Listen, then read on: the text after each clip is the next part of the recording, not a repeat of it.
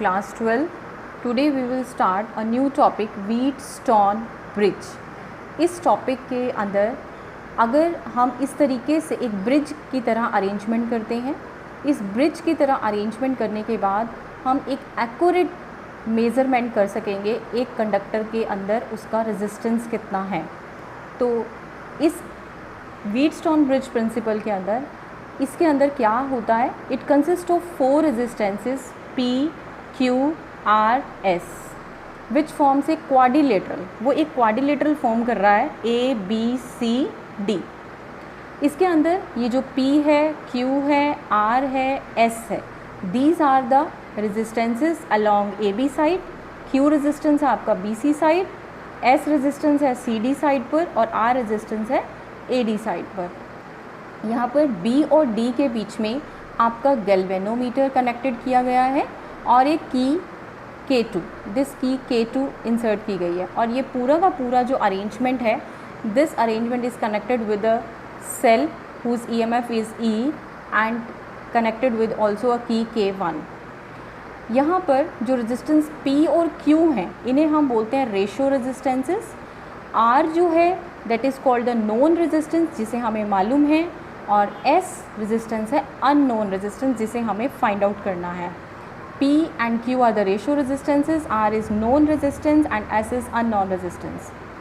इस Wheatstone bridge principal में हमें ये प्रूव करना होता है कि ब्रिज इज़ बैलेंस्ड। और ब्रिज बैलेंस्ड कब होता है, व्हेन P अपॉन Q, हमें ये प्रूव करना है P upon Q is equal to R upon S। ये हमें यहाँ पर प्रूव करना होगा। And on this condition is only when the bridge is balanced. तो ब्रिज इज़ बैलेंस्ड, इसको इस प्रूफ को हमें प्रूव करने के लिए हमें क्या कंसीडर करना पड़ेगा, लेटर करंट I। ये हमने यहाँ से एक EMF में से, this is the positive terminal and this is the negative terminal. जब करंट I इस सर्किट के अंदर फ्लो कर रहा है तो ये इस एंड A पर पहुँचेगा। जैसे ही इस एंड A पर पहुँचेगा, ये करंट जो है कुछ पार्ट इस तरफ I1 करंट जो है वो इस तरफ AB साइड चला जाएगा, और I करंट यहाँ तक आ रहा था तो I में से I माइनस I1 करंट जो है वो AD पे आ जाएगा। आप इसको I2 भी सपोज कर सकते हैं। This is I2। I1 current is goes through the AB and I2 current is goes through AD, where I2 is equal to I minus I1। उसके बाद जब ये करंट I1 यहाँ B एंड पर पहुँचेगा तो इसका कुछ पार्ट तो इस IG गैल्वेनोमीटर में से चला जाएगा और कुछ पार्ट जो है वो BC में चला जाएगा। तो लेट सपोज करते हैं IG करंट जो है वो गैल्वेनोमीटर में चला जाता है और यहाँ पर I1 करंट पहुँचा था, I1 में से IG माइनस करके जो है वो BC की तरफ जा रहा है। लेट सपोज करो this is an I3 current, I3 ये कह सकते हो और I4 ये कह सकते हो। उसके बाद जब करंट यहाँ पर पहुँचा तो वो I1 माइनस IG करंट यहाँ C एंड पर पहुँच रहा है और इधर से IG करंट जो है वो यहाँ D पर पहुँचा है। तो ये दोनों करंट इधर से आकर ये इधर कंबाइन हो रहा है और इधर से आपका करंट I1 माइनस IG आ रहा है। तो total current will becomes I minus I1 plus IG जो है वो इस S पर पहुँचेगा। तो अब हमें क्या करना है, इसके अंदर हमें क्लोज्ड लूप सपोज करने हैं, जैसे हमने किरचॉफ्स लॉ यहाँ पर किरचॉफ्स लॉ की तरह किया था। तो किरचॉफ्स लॉ हमें यहाँ पर अप्लाई करना है। तो किरचॉफ्स लॉज अप्लाई कैसे करेंगे, आपने क्या करना है, A, B, D, A, आपने एक क्लोज्ड लूप लेना है। A जहाँ से हम स्टार्ट कर रहे हैं वहीं पर हमें एंड करना है, A, B, D, A। तो इसके अंदर हमें जब क्लोज लूप हमने सपोज किया तो बिल्कुल वैसे ही हम इक्वेशन बनाएंगे जैसे कि हमने साइन कन्वेंशंस हमने किरचॉफ्स लॉज में यूज़ किए हैं, बिल्कुल सेम एज इट इज़। तो देखिए, अगर करंट A टू B जा रहा है तो यहाँ पर बीच में एक लोड रेजिस्टेंस कनेक्टेड है, जिसकी वजह से अगर यहाँ पर पोटेंशियल VA था तो यहाँ पर आते हुए B तक पहुँचते हुए वोल्टेज ड्रॉप हो जाएगा, क्योंकि करंट की डायरेक्शन भी वही है और आपका पोटेंशियल भी इसी साइड जा रहा है। तो इससे क्या होगा, पोटेंशियल आपका ड्रॉप होगा। तो potential is equal to V is equal to IR होता है। यहाँ पर रेजिस्टेंस जो है वो P है और करंट I1 है। और हम जब भी पोटेंशियल ड्रॉप होता है तो हम नेगेटिव साइन लेते हैं। सो यहाँ पर आपका आ जाएगा minus I1P।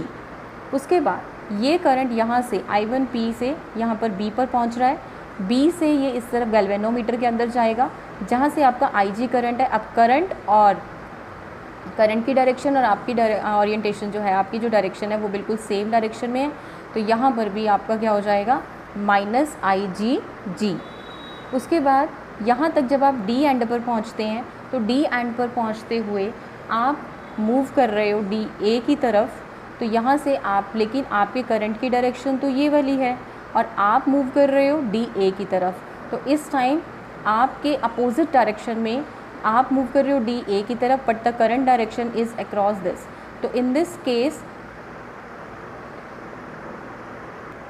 In this case potential जो होगा वो राइज कर जाएगा, और जब पोटेंशियल राइज करता है तो हम पॉजिटिव लेते हैं।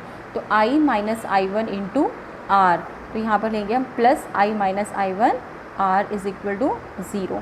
तो जब आपकी करंट की डायरेक्शन और आपकी डायरेक्शन सेम होती है तो पोटेंशियल ड्रॉप होता है एंड हम नेगेटिव साइन लेते हैं, और जब आपकी डायरेक्शन और करंट की डायरेक्शन अपोजिट होती है तो पोटेंशियल राइज होता है। So take it positive, I - I1 R।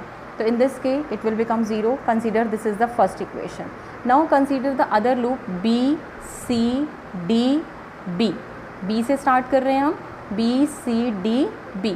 तो इस केस में देखिए करंट की डायरेक्शन और आपकी डायरेक्शन सेम है, आप भी B से C पर जा रहे हैं और करंट भी इसी साइड जा रहा है, तो पोटेंशियल क्या होगा, फॉल हो जाएगा। तो पोटेंशियल फॉल होना यानी -I1 - IgQ। तो हम यहाँ पर क्या लेंगे, -I1 - IG इंटू Q।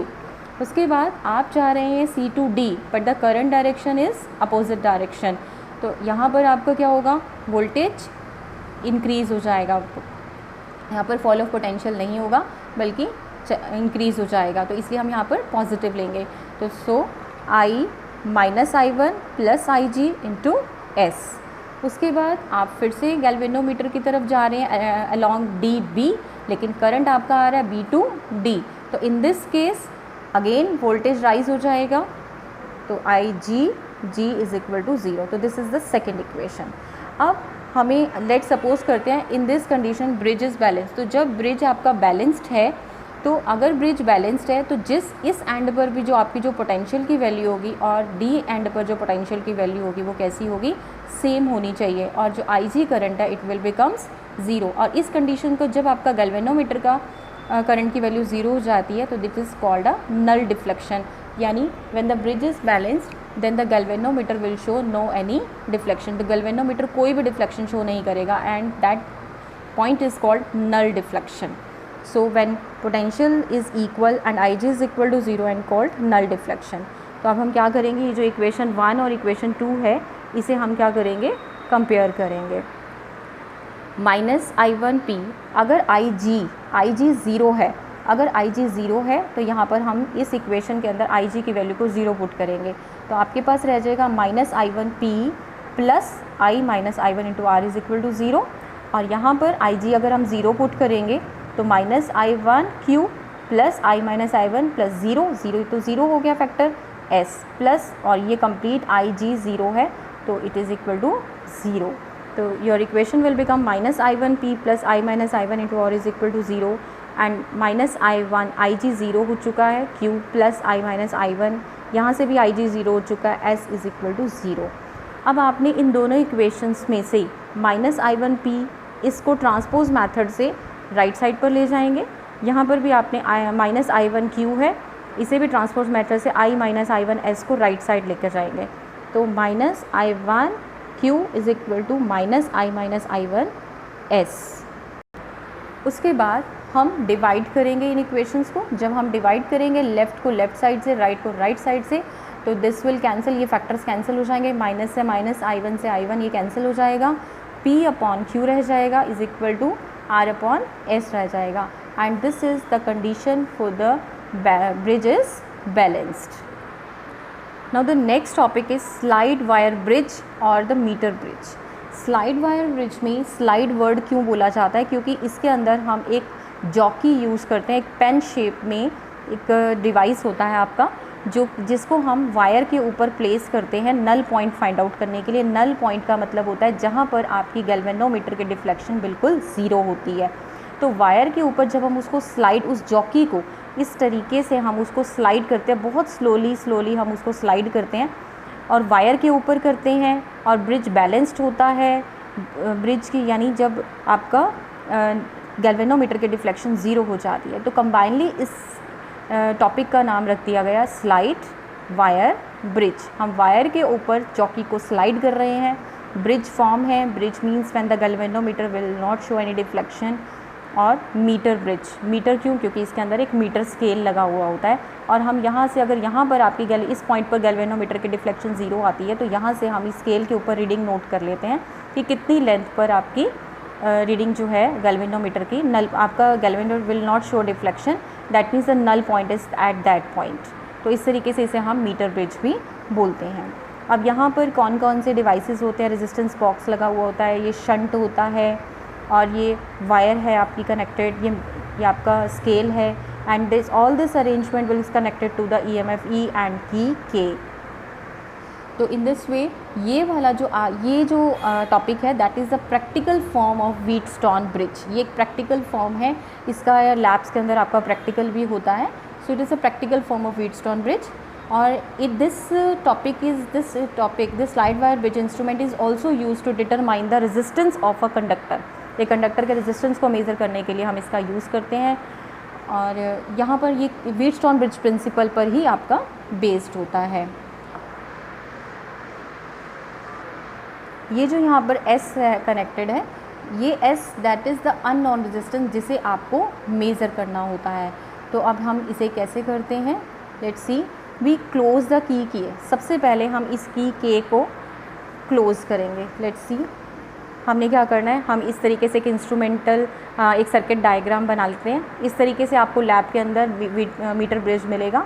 आपको resistance box, shunt, galvanometer, wires वगैरह होंगी तो आपको उनको इस तरीके से कनेक्टेड करना है। और जब हम इसके ऊपर वर्किंग करेंगे तो किस तरीके से आपने उसको ड्राइव करना है, कैसे उसकी कैलकुलेशंस करनी है, इस अननोन रेजिस्टेंस S को फाइंड आउट करना है। तो उसके लिए हम क्या करते हैं, हम की K को क्लोज़ करेंगे। जैसे हम की K को क्लोज़ करेंगे, एक suitable resistance R is introduced in the resistance box. इस रेजिस्टेंस बॉक्स के अंदर एक सुटेबल रेजिस्टेंस को इंट्रोड्यूस करेंगे।